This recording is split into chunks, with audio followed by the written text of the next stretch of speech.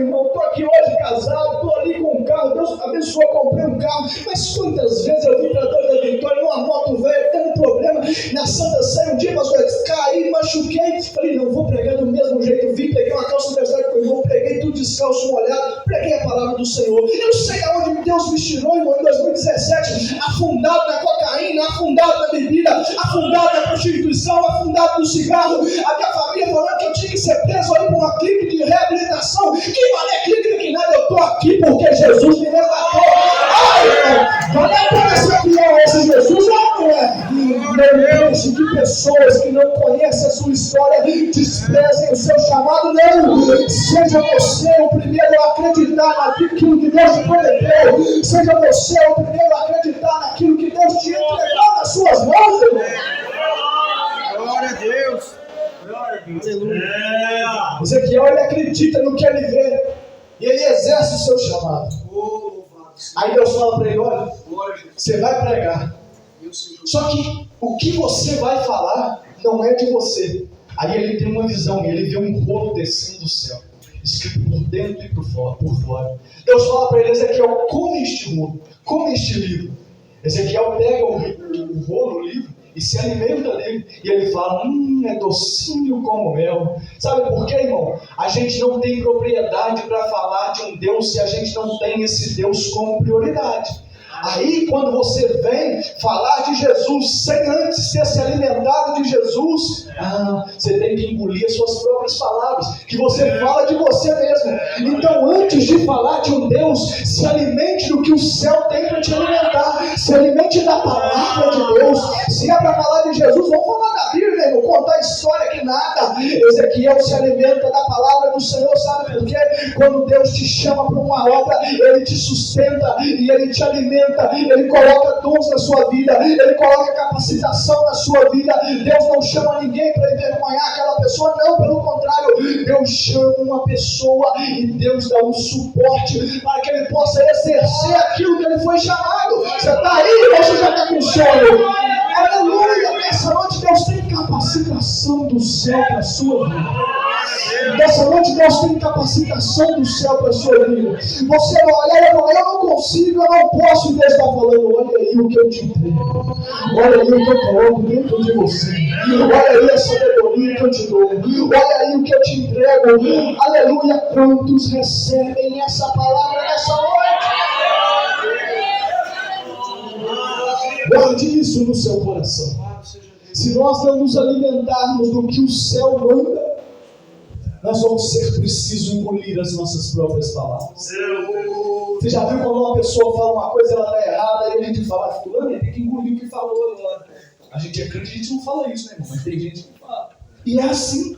Quando você vem falar de Jesus, hoje nós vivemos em dias, onde tantos falsos profetas têm aparecido. Parece que eles estão chegando de ônibus de avião só de falsos profetas, prometendo coisas que não existem, vendendo indulgências, tantas coisas que são contradizentes à palavra do Senhor. Oferecem uma falsa ilusão. Só que existe um povo que ainda se alimenta da palavra do Senhor. Existe um povo que ainda se alimenta da verdade. Existe um povo que ainda se alimenta do maná escondido no céu. Existe um povo que ainda fala de Jesus na sinceridade. E Deus gosta disso. A sinceridade, a simplicidade das coisas. Ezequiel se alimenta de Deus. E agora ele parte para executar a sua missão. São muitos anos, longos dias, a qual o profeta profetiza. Eu falei tudo isso para nós entendermos de quem nós estamos falando. Várias visões este homem teve diante do Senhor. Mas no capítulo de número 47, a qual é o tema dessa noite, Deus dá a ele uma visão. Existem algumas coisas aqui que nós precisamos entender. A Bíblia diz que ele está tendo uma visão do santuário. Quantos me acompanham, digam amém. Amém. Ele está tendo uma visão do santuário. Ele começa a ver águas que saem do trono, águas que saem do altar. Essas águas começam a correr. E um homem se apresenta a Ezequiel com um cordão de medir. E este homem fala para ele, vem e me segue.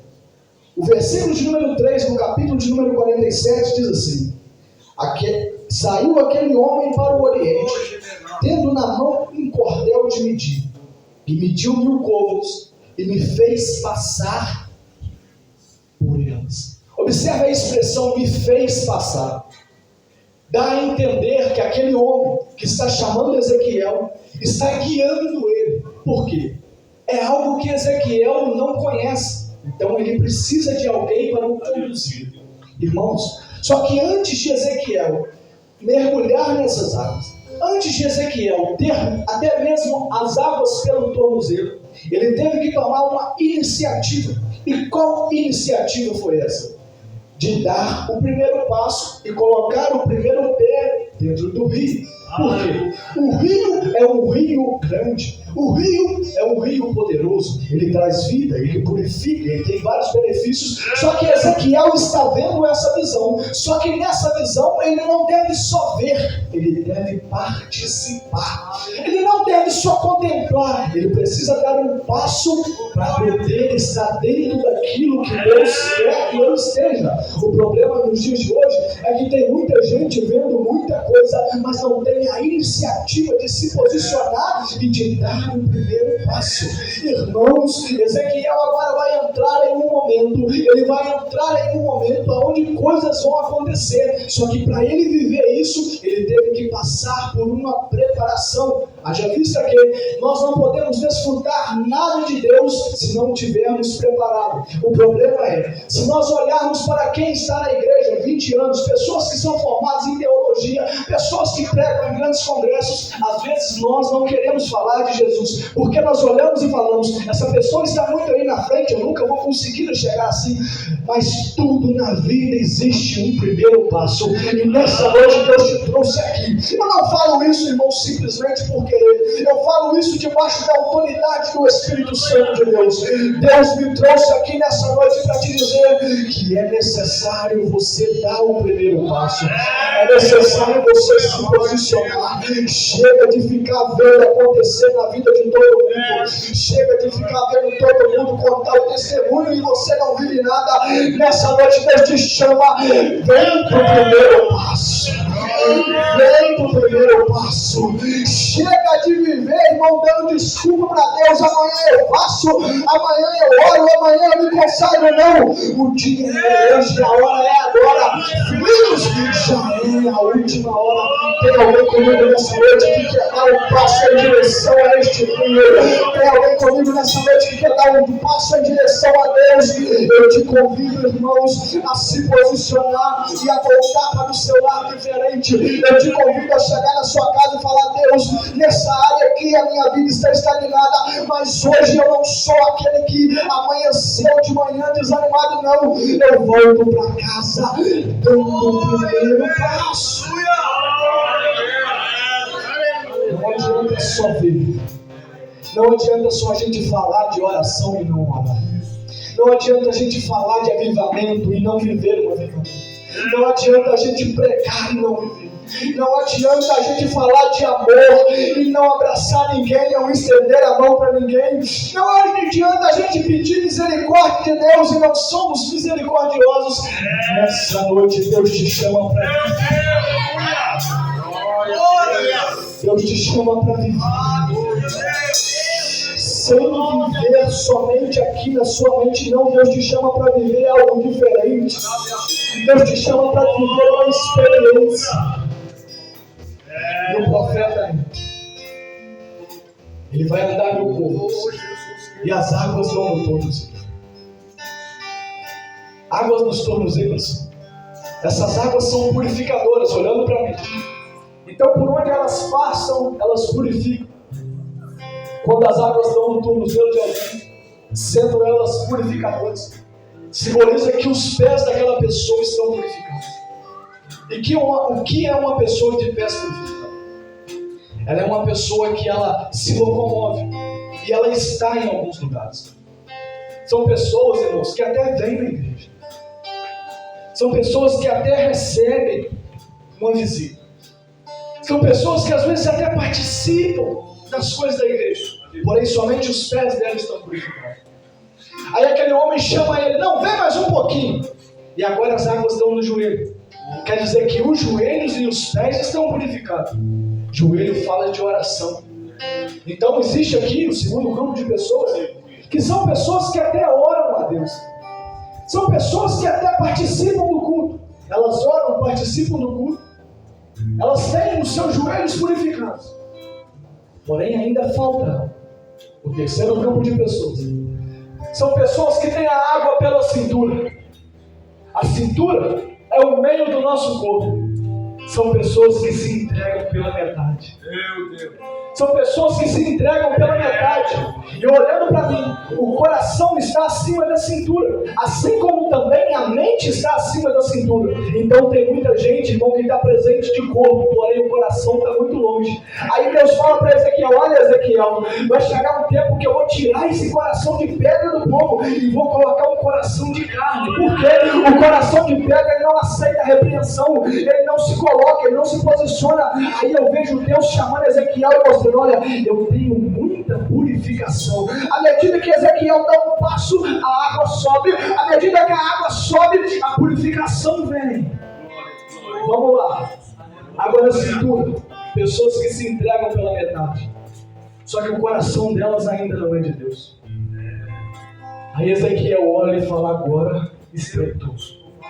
Porque agora as águas não dão mais nos pés, não dão mais nos joelhos, nem tão pouco na cintura. Agora elas cobrem todo o corpo.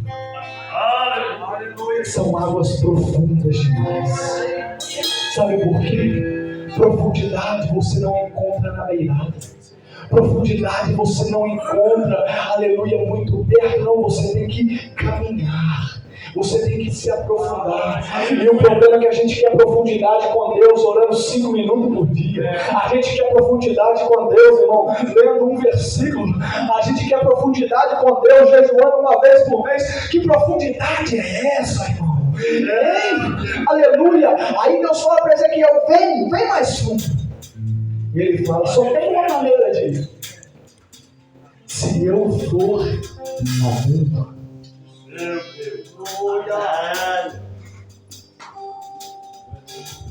Agora, para ele viver na profundidade, ele tem que nadar. Nadar e nadar. Sabe qual é o esporte que exercita todos os músculos do corpo? A natação. Quando você está nadando, todo o seu corpo ele é exercitado. É como Deus dissesse para Ezequiel: aqui no profundo eu te fortaleço por completo. Aqui no profundo, não, Ezequiel, não é só pela metade. Vem no profundo, que no profundo eu te fortaleço por completo. Eu sinto Deus aqui neste lugar. Eu sinto Deus aqui neste lugar.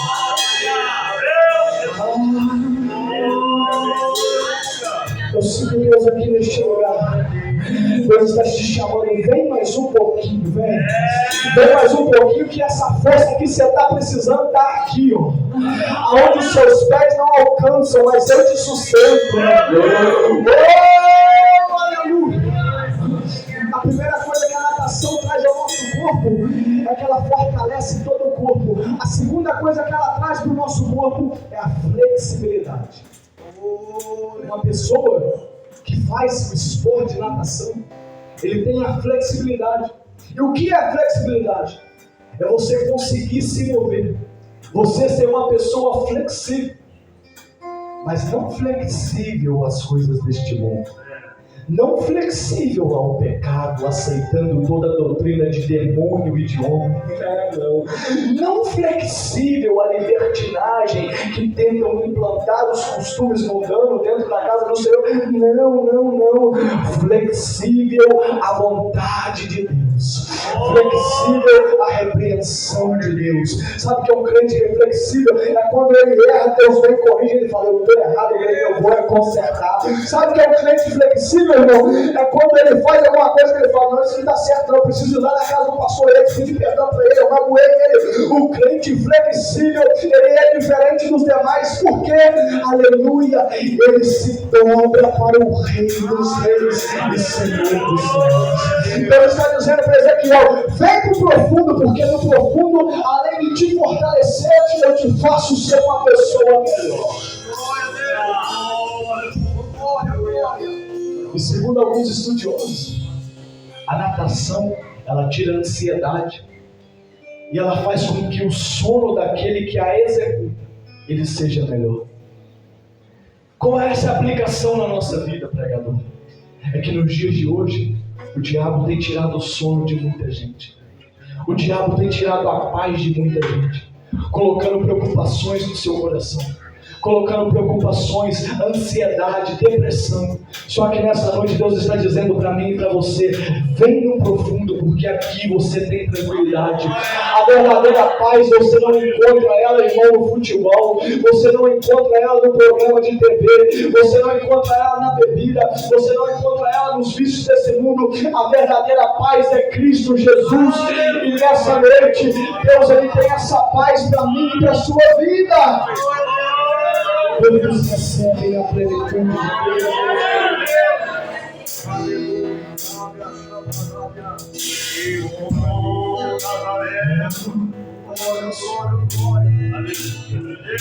À medida que Ezequiel entra, ele é purificado, porque não tem como viver na profundidade sujo do pecado. Não tem como viver na profundidade cheio de moralidade sexual. Não tem como viver na profundidade, irmãos, com coisas do mundo, não. Então, para entrar na profundidade, a gente precisa passar pelo crivo da purificação. Porque a santidade é a ponte da intimidade. Essa profundidade aqui, este rio de profundidade, simboliza a intimidade entre nós e o nosso Deus. E há quem diga que intimidade é você ficar perto de alguém e conviver com essa pessoa muito tempo. E eu discordo disso. Porque eu convivo com pessoas no meu trabalho, eu fico perto dele todos os dias e eu não sou íntimo dele. Intimidade, o que eu tenho com a minha esposa, a confiança um no outro, para poder conversar e abordar assuntos a qual talvez você não vai abordar com alguém na vida. A intimidade é a confiança. E nessa noite Deus te chama para viver na confiança.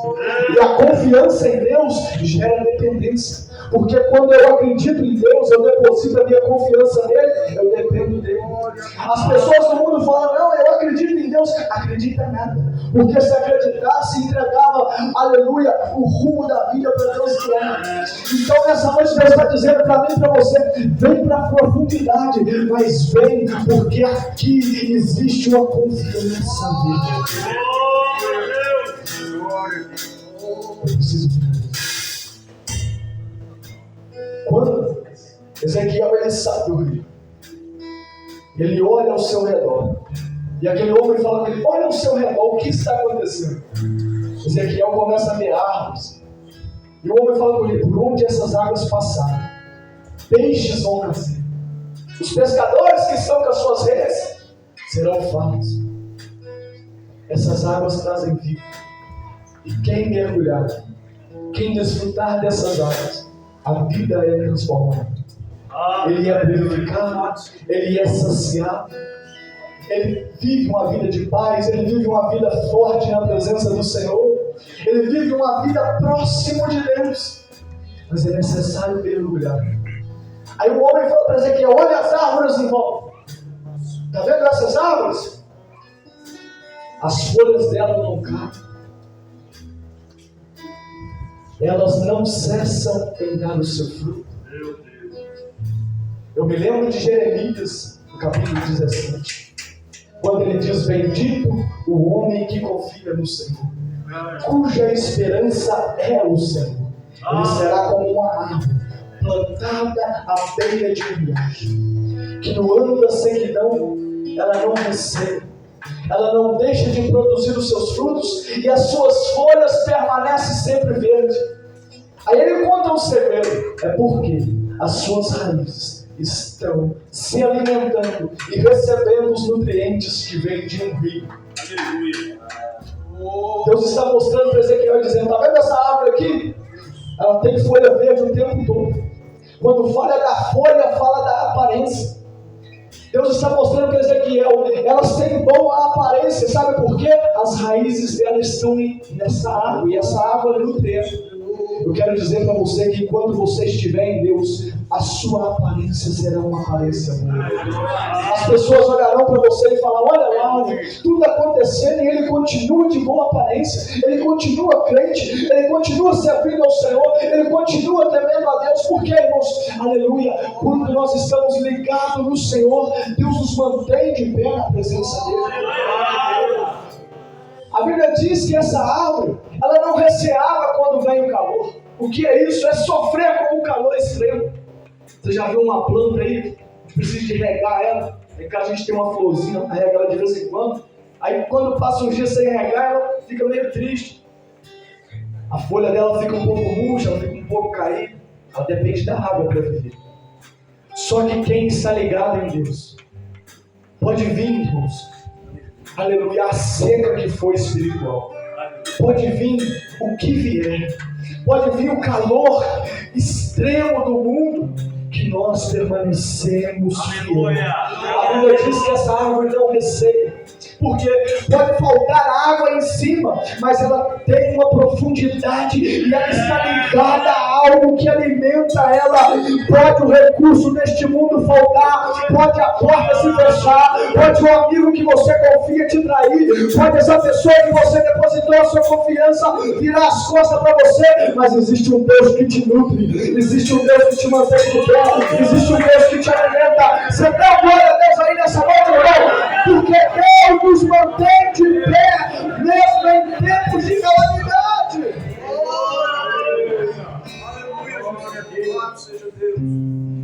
E para finalizar, Deus fala com Ezequiel: olha para ela, está vendo que ela tem fruto? Sim, ela produz. Pois é, Ezequiel, é porque ela está ligada no lugar certo. E por ter raízes, e essas raízes buscar os nutrientes deste rio que traz vida, ela produz muitos frutos. E para que servem esses frutos? Os frutos servem para alimentar, e as folhas servem para curar. Deixa eu te falar uma coisa. Existe um tempo, existe dias que Deus está olhando para mim e para você, e Ele está caçando os frutos em nós. Por quê? Ele já te sustenta, Ele cuida de você, Ele cuida da sua casa. Folha quer dizer da aparência, mas fruto quer dizer daquilo que a árvore produz. E a pergunta que eu te faço é: que Deus está com você? Eu não tenho dúvida disso. Que você é abençoado? Eu não tenho dúvida disso. Mas não se incomode com essa pergunta, ou melhor, se incomode sim. Como estão os seus frutos mediante a graça de Deus que cuida de você? Os frutos é aquilo que ela oferece. O que eu e você temos oferecido para as pessoas que nos procuram? O que nós temos oferecido para as pessoas que se espelham em nós? O que eu tenho oferecido? O que você tem oferecido? Que Deus faz, Deus faz. Que Deus tem poder, Deus tem poder. Deus mostra para Ezequiel: olha, essas águas purificam, traz vida, renovam, elas fazem tudo isso. Mas é necessário você estar nelas. O problema é que a gente sabe que Jesus, Ele é a fonte da água viva. Nós sabemos que Jesus é tudo isso, mas muitas das vezes nós não deixamos Ele tomar conta por completo da nossa vida. Medite nesta palavra. Não volte para sua casa sendo um crente com água nos pés, só frequentando o culto. Não volte para sua casa sendo um crente com água nos joelhos, que ora, mas não acredita que Deus tem poder para fazer.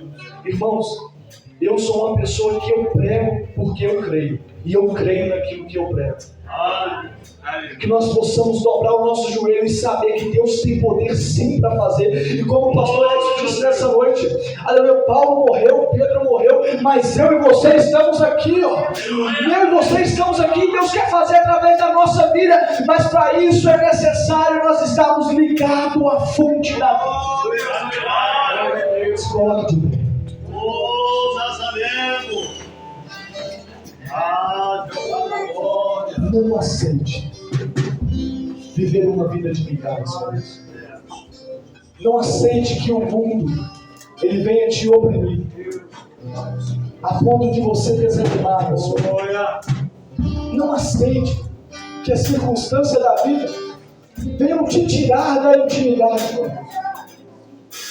Nessa noite, Deus te convida para dar o primeiro passo. E talvez você não vai ser amanhã a melhor pessoa deste mundo. Talvez semana que vem você não vai ser o crente mais espiritual da congregação. Mas Deus te convida a caminhar rumo à intimidade. Deus te convida a caminhar rumo à profundidade. Deus te convida a caminhar rumo a coisas a qual Ele tem a revelar. Feche o seu sorriso. Eu te convido a orar a Deus. Eu te convido a falar com o seu Deus que te trouxe aqui. Eu te convido a dizer a Deus: Senhor, eu quero viver mais perto de Ti. Deus, eu não quero somente contar testemunho de pessoas, eu quero ser um testemunho verdadeiro. Eu te convido a orar neste momento e a pedir a Deus: Senhor, me chame e me mostre o caminho da profundidade. Eu te convido a pedir a Deus para te ensinar o caminho da profundidade. Deus, retira todo medo, ó Pai, que aprisiona os seus filhos no raso. Retira todo medo, ó Pai. Eu peço ao Senhor, abre, ó Deus, o mundo espiritual e nos coloca, meu Pai, no mais perto do Senhor. Pai, coloca aqui, meu Deus, que nós possamos viver na intimidade contigo e desfrutar das suas bênçãos, ó Pai.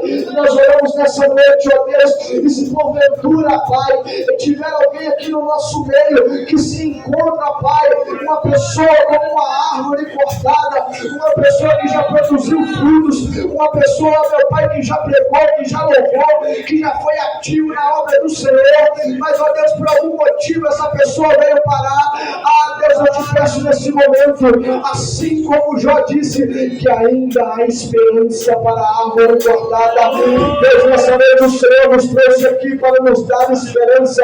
Nessa vez o Senhor nos trouxe aqui, ó Pai, para dar segunda chance a algumas pessoas.